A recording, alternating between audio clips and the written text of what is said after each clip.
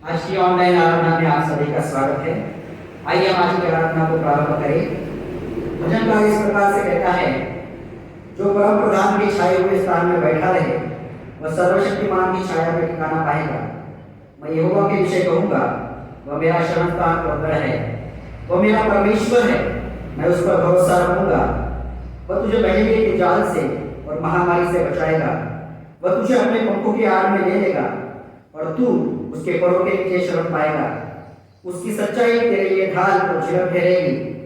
तू न रात के भय से डरेगा और न उस तीर से जो दिन को उड़ता है, न उस मरी से जो अंधेरे में फैलती है, और न उस महारोग से जो दिन दोपहर में उजाड़ता है। तेरे निकट 1000 और तेरी दाहिनी ओर 10,000 गिरेंगे, परंतु वह तेरे पास न आएगा। परंतु तू अपनी आंखों से दृष्टि करेगा और दुष्टों के अंत को देखेगा। हे यहोवा, तू मेरा शरण स्थान ठहरा है।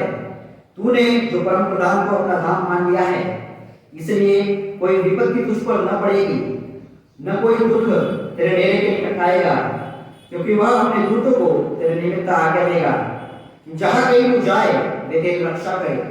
वे तुझको हाथों हाथ उठा लेंगे। ऐसा न हो कि तेरे पाँव में पत्थर से ठेस लगे।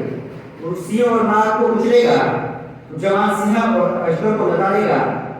उसने जो मुझसे स्नेह किया है, इसलिए मैं उसको छुड़ाऊंगा।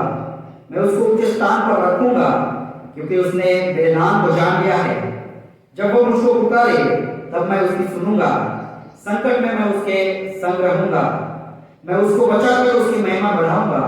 मैं उसको दीर्घायु से तृप्त करूंगा और अपने किए हुए उद्धार का दर्शन दिखाऊंगा। आइए इस समय हम प्रेज एंड वर्शिप में जाएंगे।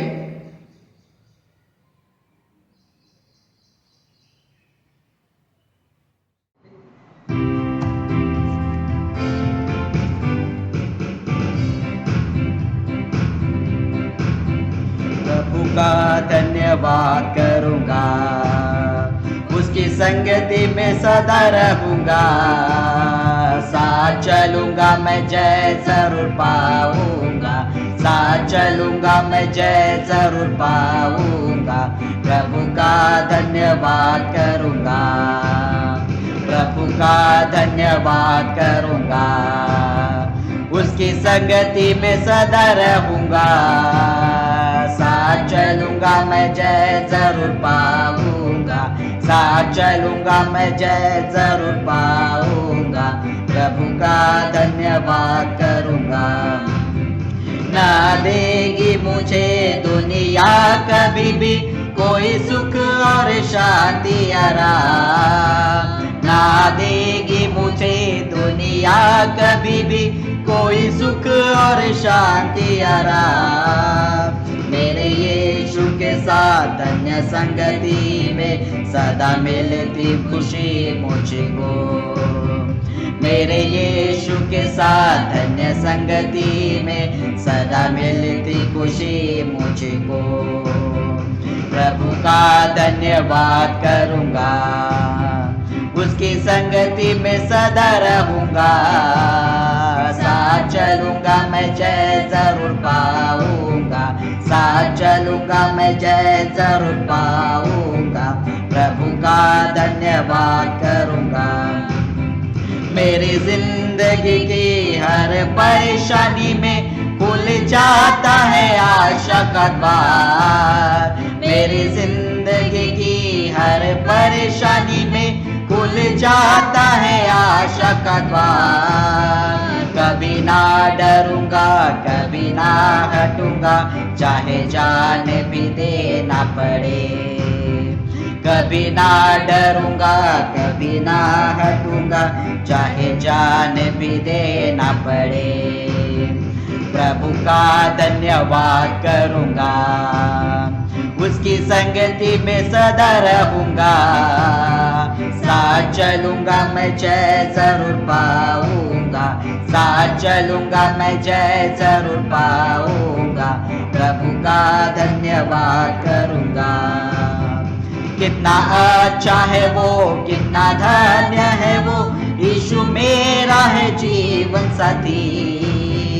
कितना अच्छा है वो, कितना धन्य है वो, यीशु मेरा है जीवन साथी, मेरी जरूरतों को पूरा करता है वो, कोई घटी नहीं मुझको।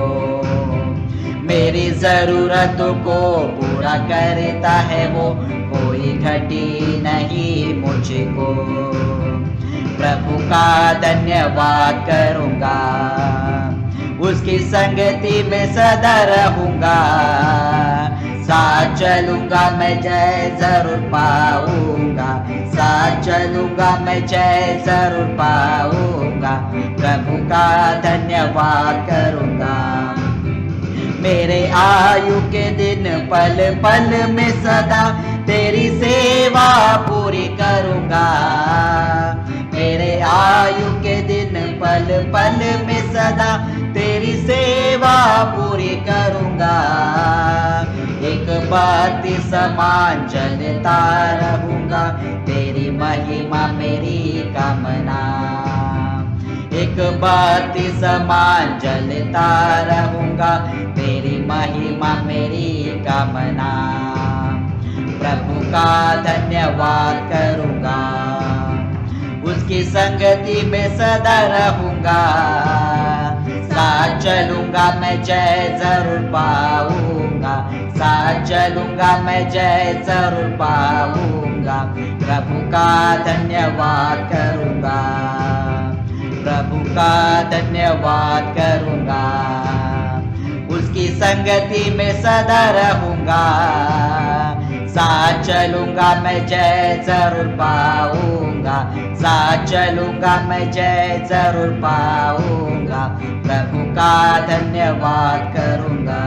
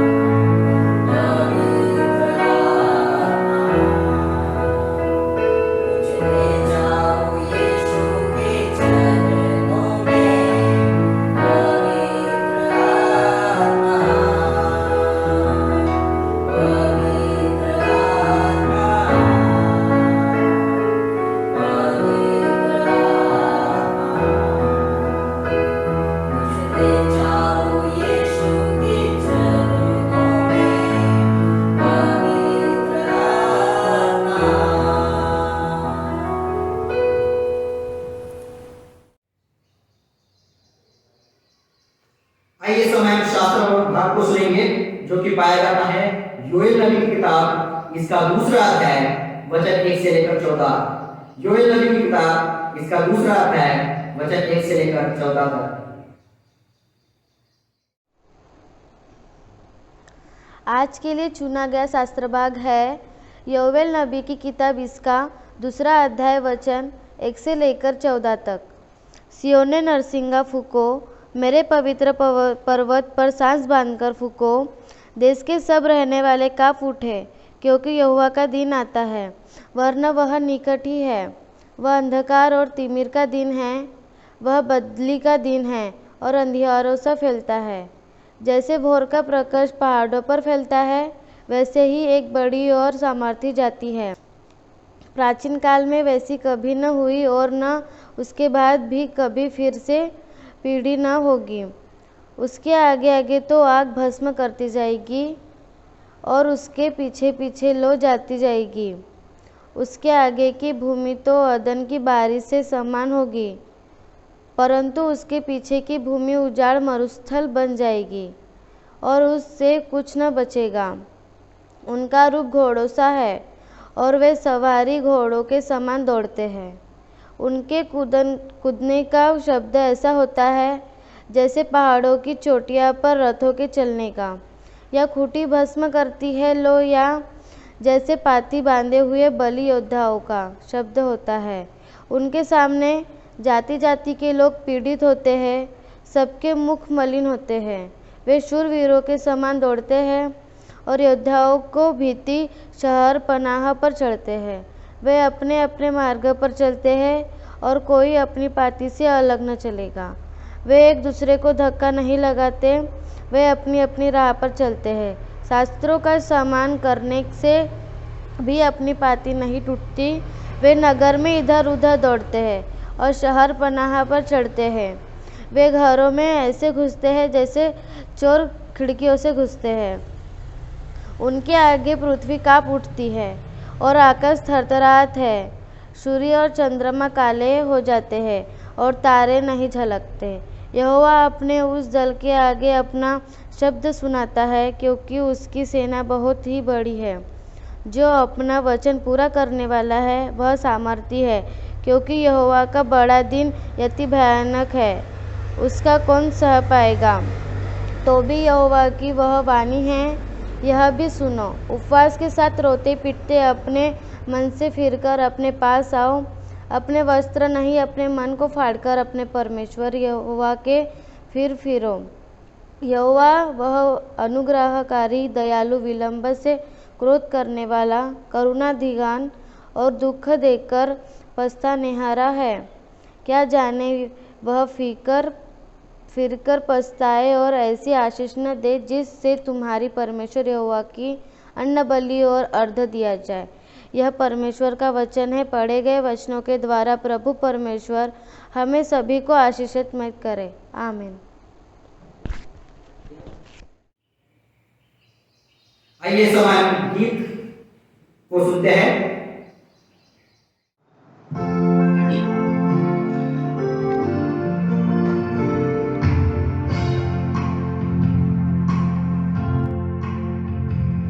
सारी सृष्टि के मालिक तुम ही हो, सारी सृष्टि के रक्षक तुम ही हो।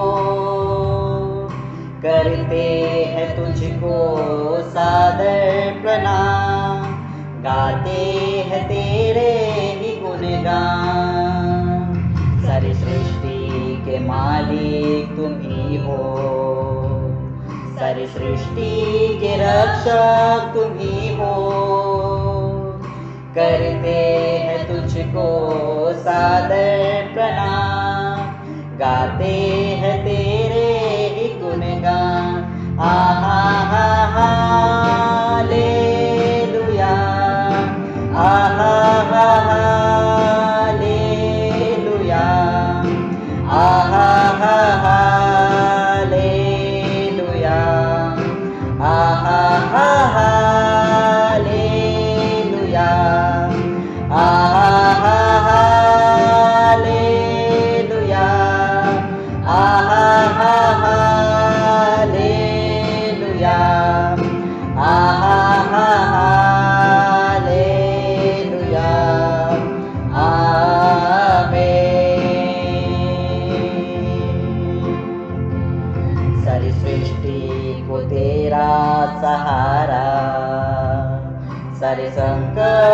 हमको बचाना, तेरे हाथों में जीवन हमारा है, अपनी राह पर हमको चलाना।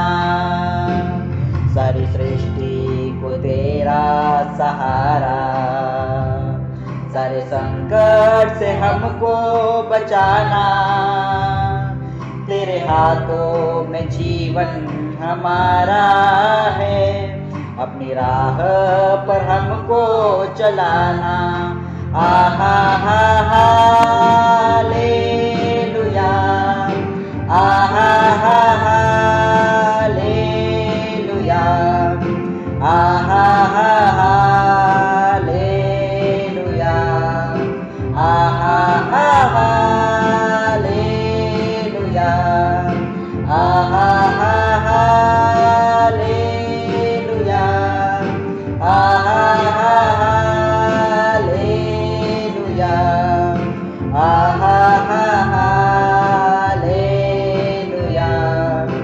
आमीन।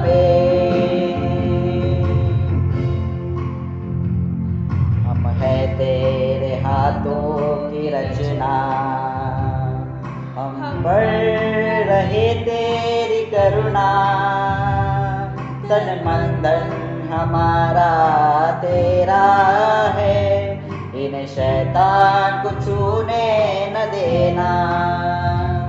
हम है तेरे हाथों की रचना, हम पर रहे तेरी करुणा, तन मन धन हमारा तेरा है, इन शैतान को छूने न देना। आहा हा हालेलुया, आहा हा हालेलुया, आहा हा हालेलुया, आहा हा हालेलुया,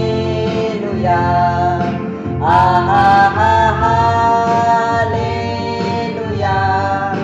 आहा हा हालेलुया, आहा हा हालेलुया, आमीन। अब दूर नहीं है किनारा, धीरज को हमारे बढ़ाना, जीवन की हमारी इस नैया को भवसागर में खोने न देना। अब दूर नहीं है किनारा, धीरज को हमारे बढ़ाना, जीवन की हमारी इस नैया को भवसागर में खोने न देना। आहा हा हालेलुया, आहा हा हालेलुया, आहा हा हालेलुया, आहा हा हालेलुया, आहा हा हालेलुया, आहा हा हालेलुया, आहा हा हालेलुया, आमीन। सारी सृष्टि के मालिक तुम ही हो, सारी सृष्टि के रक्षक तुम ही हो, करते हैं तुझको सादर प्रणाम, गाते हैं तेरे ही गुणगान। सारी सृष्टि के मालिक तुम ही हो, सारी सृष्टि के रक्षक तुम ही हो, करते हैं तुझको सादर प्रणाम, गाते हैं तेरे ही गुणगान। आहा हा हालेलुया, आहा हा हालेलुया, आहा हालेलुया आहा हालेलुया आहा हालेलुया आहा हालेलुया आहा हालेलुया आमीन।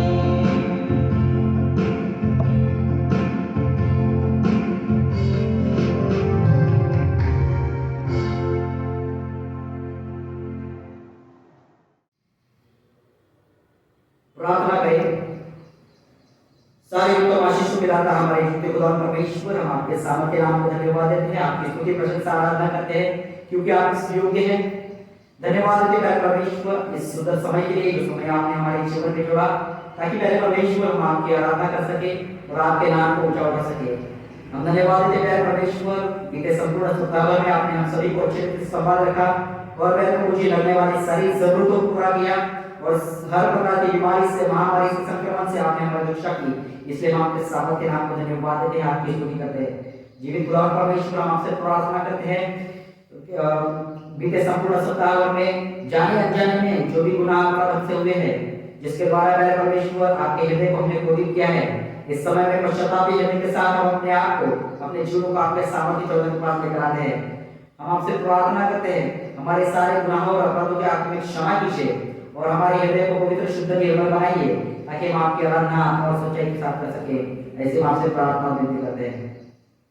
उसी प्रकार से पहले परमेश्वर प्रार्थना करते हैं, मुझे मुझ पापी आपके कनिष्ठ दास पर आपकी दया को कठोर ना कीजिए और पहले पर पूछिए जब आपके पवित्र वचनों को मैं बोलता हूँ तब पहले परमेश्वर आपके लगने वाले सामर्थ्य से आप मुझे परिपूर्ण कीजिए और मेरे मुख से निकलने वाला हर एक शब्द जो है वो आप ही की ओर से आने पाए। ऐसे हम आपसे प्रार्थना विनती करते हैं। जीवित खुदा परमेश्वर, हम सभी को अपने सामर्थ्य हाथों में लीजिए, आपके पवित्र वचनों को समझने के लिए, उसे ग्रहण करने के लिए लगने वाले सामर्थ्य हमें प्रदान कीजिए। हम केवल आपके वचनों को सुनने वाले नहीं और तो उसके अनुसार चलने वाले बने। इसलिए प्रभु जी आप हमारी सहायता मदद कीजिए। विनती को हमारा उद्धार करता प्रभु यीशु मसीह के सामर्थ्य नाम से मांगते हैं। सूर्य बढ़िया से कबूल कीजिए, आमीन।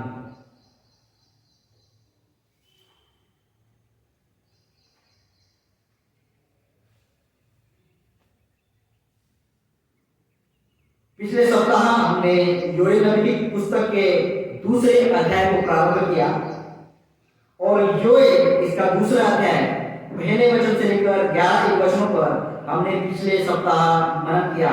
और पिछले सप्ताह में ऐसा देखा कि योएल नबी की किताब इसका दूसरा अध्याय 1 से लेकर 11 वचनों की जो हेडिंग है उसमें हम देख सकते हैं कि वहां पर लिखा है टिड्डियां प्रभु के दिन की चेतावनी के रूप में।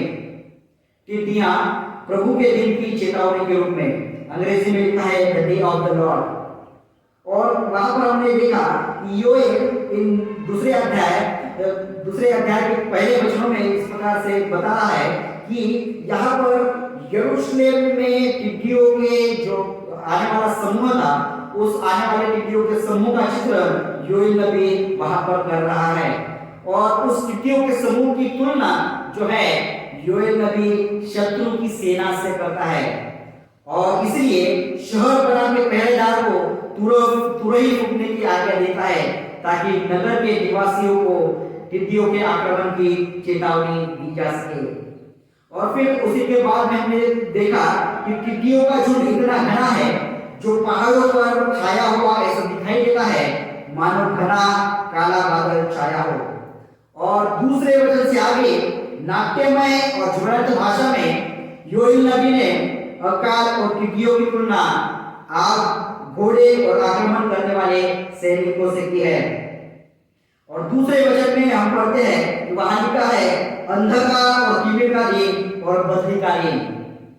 अंग्रेजी में लिखा है a day of darkness and gloominess, a day of clouds and thick darkness। अंधकार और तीले का दिन, उसी प्रकार से बदली का दिन, ये जो विशेषताएं हैं वे टिड्डियों के आक्रमण के कालेपन का वर्णन करते हैं। साथ ही साथ हमने देखा कि जंगल में लगी अनियंत्रित आग के समान टिड्डियों का समूह जो है पूरे प्रांत में फैलकर सब कुछ नाश कर रहे हैं और इस कारण सभी लोग जो है भयभीत है, डरे हुए हैं और इस विनाशकारी सेना के घातक आक्रमण के आगे सभी लोग असहाय महसूस कर रहे हैं। उसके बाद में हमने देखा अंत में टिड्डियां यरूशलेम पर आक्रमण करती है और यरूशलेम की शहर बना इस सेना को रोक नहीं सकती। साथ ही साथ हमने देखा कि इन कीड़ों का बादल इतना सघन है कि सूर्य का प्रकाश तक नहीं पहुंच पा रहा है। अंधकार एक प्रतीक है जो स्मरण दिलाता है कि यह परमेश्वर का न्याय है और प्रभु का दिन अब उन तक आ पहुंचा है। और इन सारी बातों के द्वारा जो योएल नबी की किताब इसका दूसरा अध्याय 1 से लेकर 11 इन वचनों में जो जो बातें बताई गई है, इन सारी बातों के द्वारा परमेश्वर जो है योएल नबी के द्वारा लोगों को नींद से जगाने का प्रयास कर रहा है ताकि वे लोग बचाए जा सके। क्योंकि 11वें वचन में इस प्रकार से लिखा है कि प्रभु के उस महान दिन से, प्रभु के न्याय के दिन से कौन अपने आप को बचा सकेगा। और उसी के साथ साथ हमने देखा कि हमें भी आवश्यक है, यदि हम आज नींद में हैं, यदि हम आज नींद में हैं, तो हमें भी अपनी नींद से जागने की आवश्यकता है। और आज हम योएल नबी की किताब इसका दूसरा अध्याय 12 से लेकर 14 इन वचनों पर अपने ध्यान को केंद्रित करने जा रहे हैं। और वहां पर हम देखते हैं योएल नबी की किताब इसका दूसरा अध्याय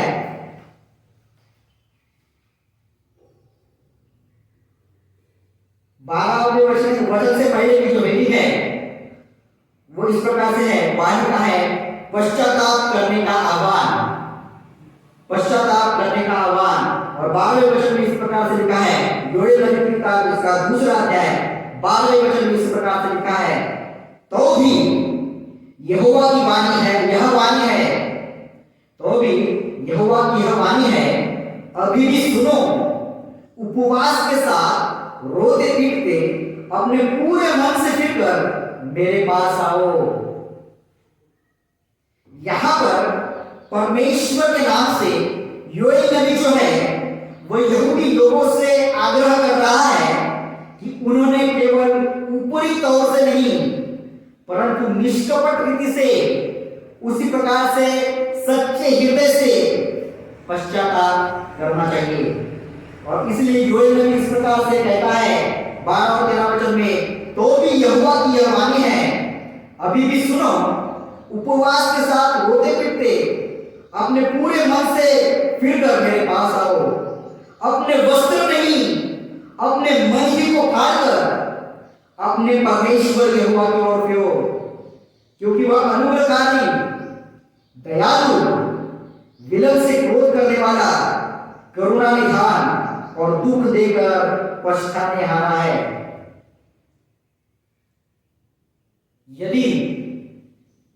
यद्यपि परमेश्वर ने ही यह न्याय भेजा है अर्थात टिड्डियों की महामारी, तथापि परमेश्वर से दया की याचना करने के लिए अभी भी बहुत देर नहीं हुई है।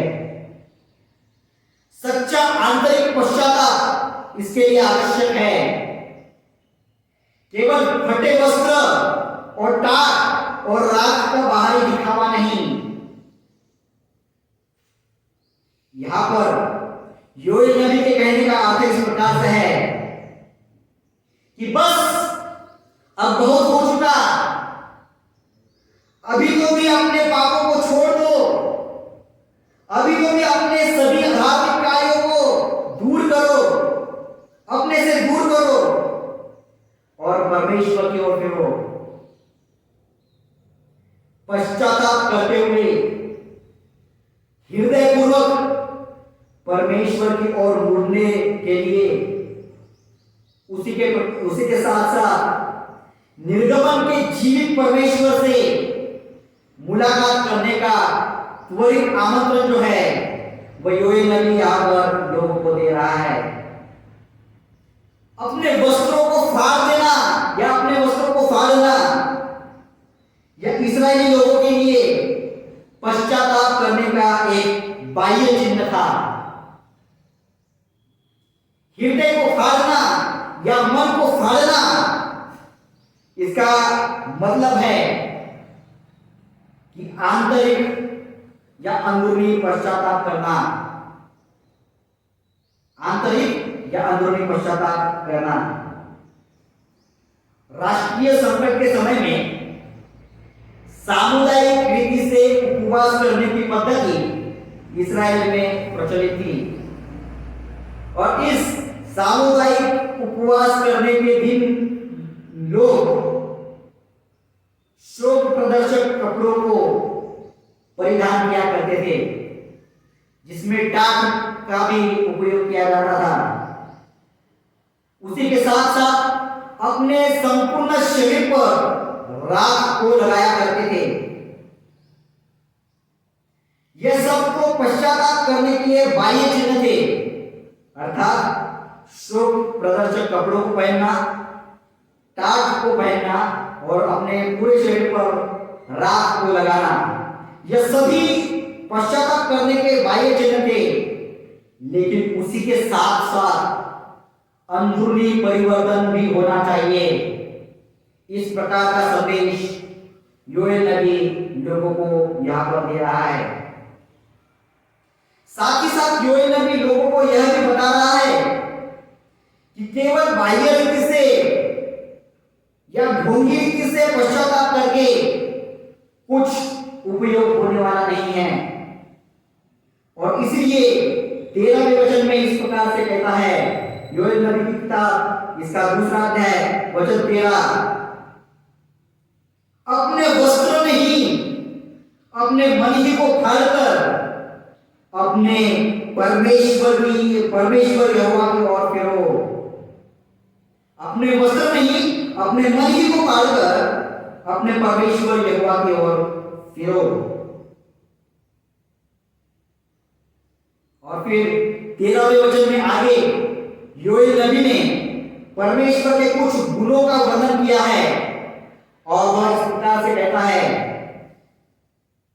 क्योंकि वह अर्थात यहोवा अनुग्रहकारी, दयालु, विलंब से क्रोध करने वाला, करुणा निधान और दुख देकर पछताने हारा है। मराठी में लिखा है, कारण तो कृपाळू, कनिवाळू, मंदक्रोध, दयासागर आहे। अरिष्ट आणल्याबद्दल त्याला वाईट वाटण्यासारखे आहे। अरिष्ट आल्याबद्दल त्याला वाईट वाटण्यासारखे आहे।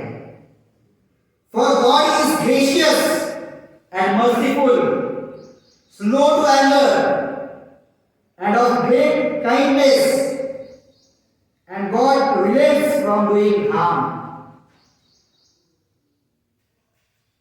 निर्गमन की किताब इसका 34 अध्याय 6 और 7 इन वचनों में भी परमेश्वर ने मूसा को खुद के विषय की ये बातें प्रकट की थी।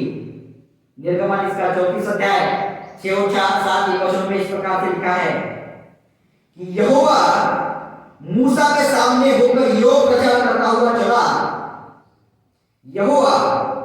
यहोवा ईश्वर दयालु और अनुग्रहकारी, कोप करने में धीरजमंद और अति करुणामय और सत्य, हजारों पीढ़ियों तक निरंतर करुणा करने वाला, अधर्म और अपराध और पाप का क्षमा करने वाला है, परंतु दोषी को वह किसी प्रकार निर्दोष न ठहराएगा। वह पितरों के अधर्म का दंड उनके बेटों, वरन पोतों और परपोतों को भी देने वाला है।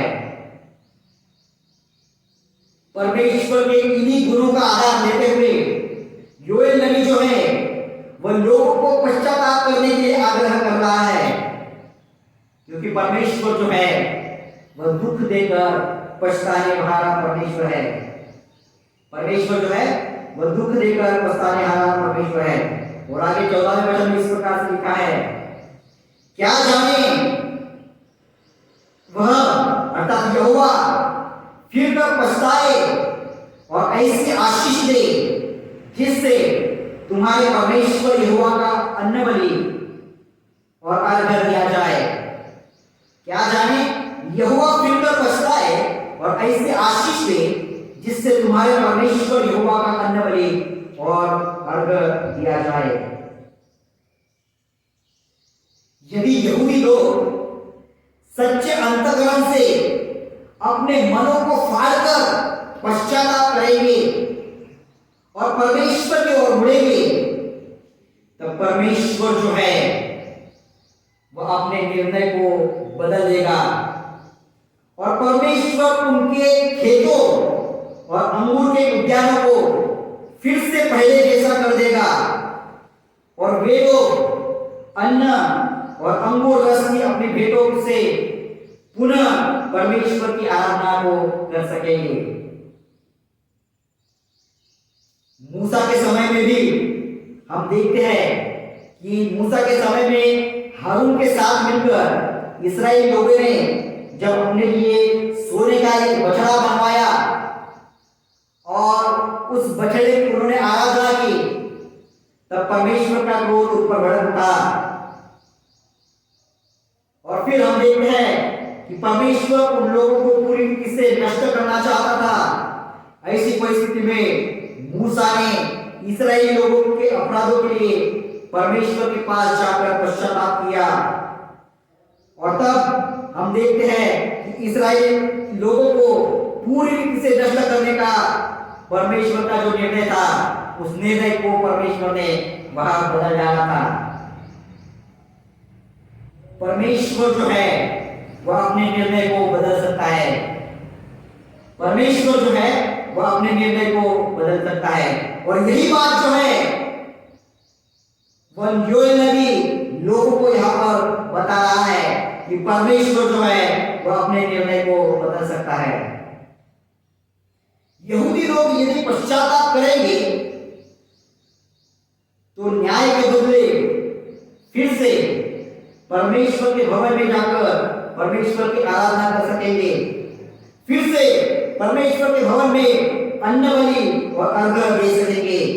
क्योंकि यदि हम योएल नबी की किताब इसका पहला अध्याय 9वां वचन पढ़ेंगे तो लिखा है, यहोवा के भवन में न तो अन्न बलि और न अर्घ आता है, उसके ठहर में जो याजक है वे विलाप कर रहे हैं। यदि यहूदी लोग पश्चाताप करेंगे तो न्याय के बदले फिर से परमेश्वर के भवन में जाकर उसकी आराधना कर सकेंगे और फिर से परमेश्वर के भवन में जाकर अन्न बलि और अर्घ को अर्पण कर सकेंगे, उसकी भेंट चढ़ा सकेंगे। टिड्डियों की महामारी, यद्यपि यह न्याय का समय है, प्रभु का दिन निकट आ पहुंचा है, परंतु फिर भी पश्चाताप करने का एक और मौका परमेश्वर ने लोगों को दिया है। फिर भी पश्चाताप करने का एक और मौका परमेश्वर ने लोगों को दिया है। यदि उन्होंने सच्चे हृदय से पश्चाताप किया तो परमेश्वर जो है वह क्षमा करने को तैयार है, उसी के साथ साथ आशीष देने के लिए भी तैयार है। आज की वर्तमान परिस्थिति में भी योएल नबी के द्वारा परमेश्वर हम सभी को भी यह बताना चाहता है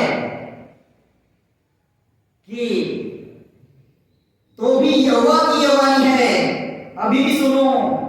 हमसे भी परमेश्वर ये कह रहा है, हम सभी से परमेश्वर ये कहना चाहता है कि अभी भी यहोवा की वाणी है, अभी भी सुनो। यहोवा की यह वाणी है, अभी भी सुनो। उपवास के साथ रोते पीटते अपने पूरे मन से मेरे पास आओ, अपने वस्त्र नहीं अपने मन ही को फाड़कर अपने परमेश्वर की यहोवा को फिरो, क्योंकि वह अनुग्रहकारी, दयालु, विनम्र से क्रोध करने वाला, करुणा निधान, और दुख देकर पछताने वाला है। हमसे भी परमेश्वर यही बातें कहना चाहता है। हम सभी कुछ समय तक विचार करें, अपने आप का आत्म परीक्षण करें। अभी तक हमने परमेश्वर के विरुद्ध जितने भी अपराध किए हैं, परमेश्वर के पसंद आने वाली जितनी भी बातें हमने की है, जितने भी गुनाह और अपराध हमने किए हैं, किसी के साथ यदि अन्याय किया हो, एक दूसरे को यदि क्षमा नहीं किया हो, परमेश्वर को बाजू में रखते हुए अपनी ही मन मर्जी के अनुसार यदि आचरण किया हो, तो परमेश्वर हमें भी एक मौका या अवसर देना चाहता है। तो परमेश्वर हमें भी एक मौका या अवसर देना चाहता है। क्या हम परमेश्वर के इस अवसर को स्वीकार करना चाहते हैं या नहीं? क्या हम परमेश्वर के इस अवसर को स्वीकार करना चाहते हैं या नहीं? आज की परिस्थिति में भी हम सभी को आवश्यक है कि सबसे पहली बात परमेश्वर की वाणी को सुनने की हमें भी आवश्यकता है। परमेश्वर की वाणी को सुनने की हमें भी आवश्यकता है। दूसरी बात, मन से परमेश्वर के पास मुड़ने की आवश्यकता है। मन से परमेश्वर के पास मुड़ने की आवश्यकता है। तीसरी बात, उपवास के साथ रोते पीटते हुए परमेश्वर के पास आने की आवश्यकता है। उपवास के साथ रोते पीटते हुए परमेश्वर के पास आने की आवश्यकता है। अपने मनों को फाड़ने की आवश्यकता है और पश्चाताप करने की आवश्यकता है, जिसके द्वारा परमेश्वर हमारे पापों के लिए हमें क्षमा करेगा और इस महामारी से हम सभी को मुक्त करते हुए आशीषित करेगा। आइए इस समय हम अपने आंखों को बंद करें, कुछ समय हम विचार करें, अपना आत्मा परीक्षण करें। केली पापे पदोपदी गोड भासुनी, होती दुर्गुणांची गुंगी माझ्या नयनी। केली पापे पदोपदी गोड भासुनी, होती दुर्गुणांची गुंगी माझ्या नयनी। दुःख वाटते प्रभु दुःख वाटते, दुःख वाटते प्रभु दुःख वाटते। सर्व पापे आठविता हृदय फाटते, सर्व पापे आठविता हृदय फाटते। काम क्रोध गर्भ यांनी गुरु वेढिला, काम क्रोध गर्भ यांनी गुरु वेढिला। दयानिधे तुझ माझा पीळ काढिला, दयानिधे तुझ माझा पीळ काढिला। दुःख वाटते प्रभु दुःख वाटते, दुःख वाटते प्रभु दुःख वाटते। सर्व पापे आठविता हृदय फाटते, सर्व पापे आठविता हृदय फाटते। दासा होई मोठा हर्ष क्षमा पावता, दासा होई मोठा हर्ष क्षमा पावता। शांती बहु होई मनी पापे हरता, शांती बहु होई मनी पापे हरता। दुःख वाटते प्रभु दुःख वाटते, दुःख वाटते प्रभु दुःख वाटते। सर्व पापे आठविता हृदय फाटते, सर्व पापे आठविता बेटा हृदय फाटते। प्रभु जी हम आपको धन्यवाद देते हैं, आपकी स्तुति करते हैं क्योंकि आप इस योग्य हैं। आपके पवित्र वचनों के लिए हम आपके सामर्थ्य नाम को धन्यवाद देते हैं। आपकी वचनों के अनुसार चलने के लिए आप हम सभी की सहायता मदद कीजिए। विनती को उद्धार करता प्रभु यीशु मसीह के सामर्थ्य नाम से मांगते हैं, सुनिए और बड़ी दया से कबूल कीजिए, आमीन। आइए इस समय हम गीत गाते हैं और गीत गाते समय हम अपने दान को और अपने जीवन को परमेश्वर को समर्पित करें। यहाँ पे कुछ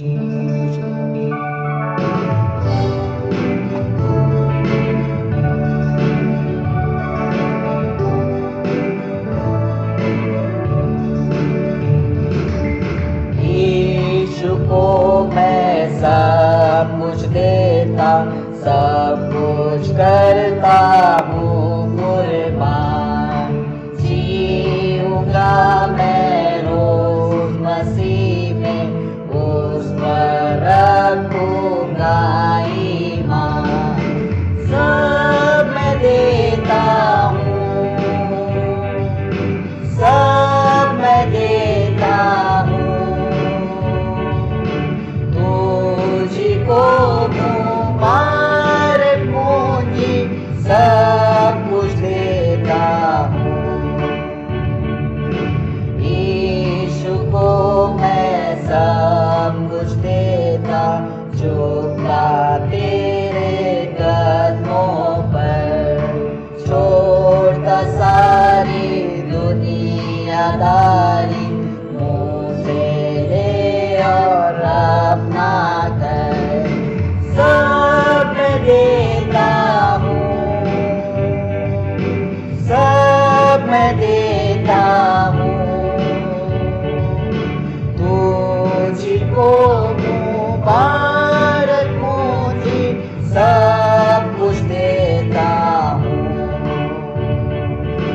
यीशु को मैं सब कुछ देता, मुझे बिल्कुल अपना कर। दे मकबूलियत की गवाही हूँ मैं तेरा सरासर। सब मैं देता हूँ, सब मैं देता हूँ, तुझको मुबारक मुझे सब कुछ देता हूँ। सब मैं देता हूँ, सब मैं देता हूँ, तुझको मुबारक मुझे सब कुछ देता हूँ।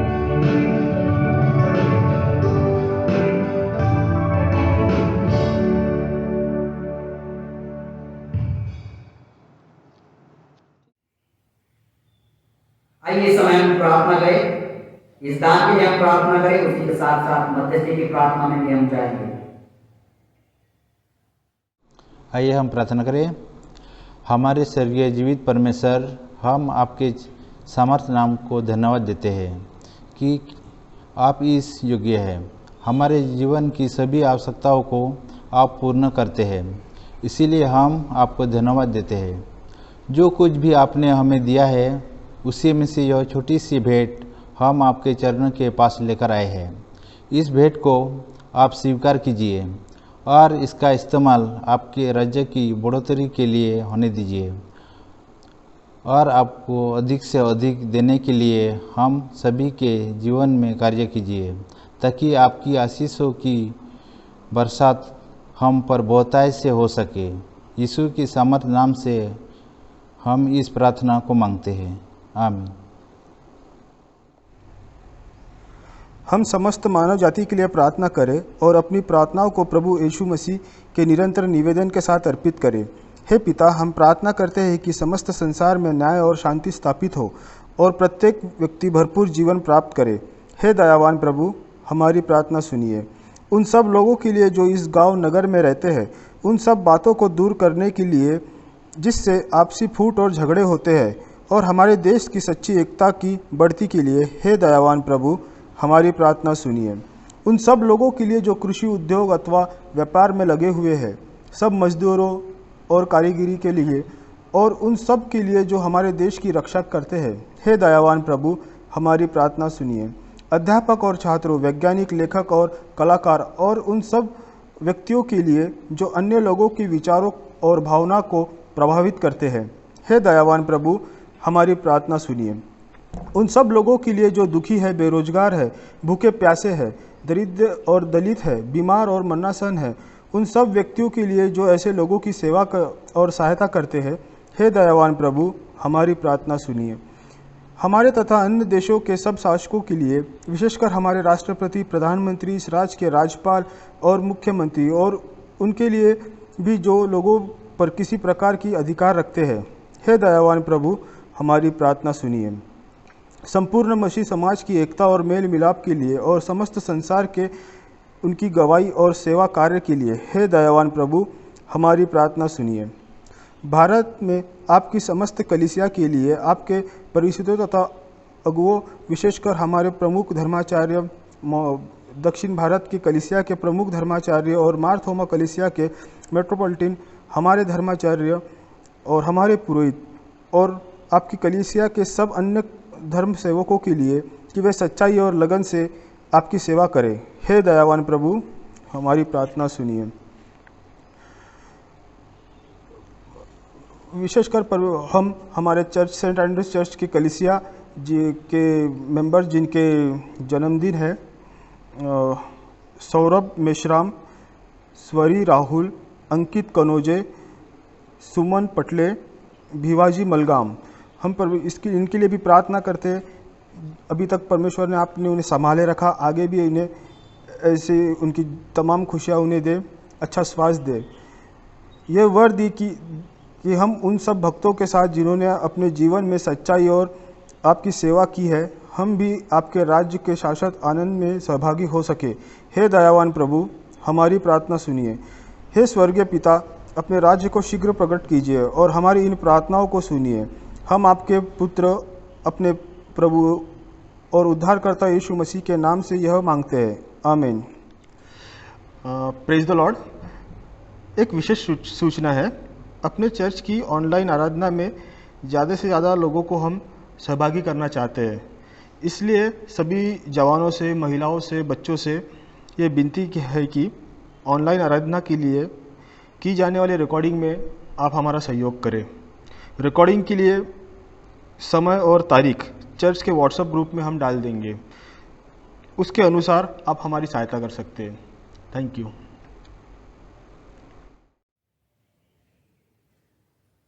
आइए समय हम सब मिलकर प्रभु ने सिखाई प्रार्थना करें। हे हमारे स्वर्गीय परमेश्वर, आप जो स्वर्ग में हैं, आपका नाम पवित्र माना जाए, आपका राज्य आए, आपकी इच्छा जैसे स्वर्ग में पूर्ण होती है वैसे पृथ्वी पर भी हो। हमारे दिन भर की रोटी आज हमें दीजिए। जिस प्रकार हमने अपने अपराधियों को क्षमा किया है, उसी प्रकार आप हमारे अपराधों को क्षमा कीजिए। हमें परीक्षा में मत डालना, परंतु बुराई से बचा, क्योंकि राज, पराक्रम, महिमा आपसे लेकर सदा रही है, आमीन। और अब हमारे प्रभु यीशु मसीह का अनुग्रह, परमेश्वर का प्रेम और पवित्र आत्मा की संगति यहाँ उपस्थित हर एक के साथ और इस कलीसिया के हर एक छोटे बड़े सदस्य के साथ, उसी के साथ साथ ऑनलाइन के जरिए से जो लोग इस आराधना में सम्मिलित हो रहे हैं, उन सभी के साथ आज से लेकर हमेशा तक बने रहे, आमीन। आइए समय हम अंतिम गीत को गाते हैं।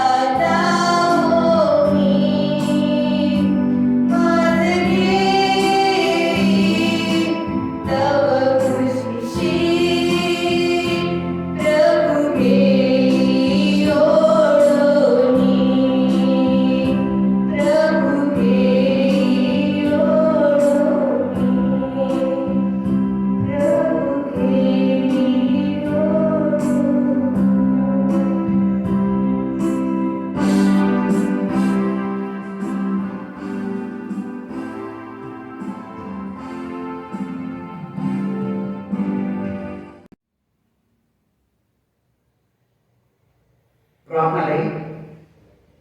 प्रभु से हम आपको धन्यवाद देते हैं, आपकी स्तुति करते हैं क्योंकि आप इस योग्य हैं। हम धन्यवाद देते हैं परमेश्वर, आज की इस आराधना में आपकी उपस्थिति को आपने उल्लेख लिया।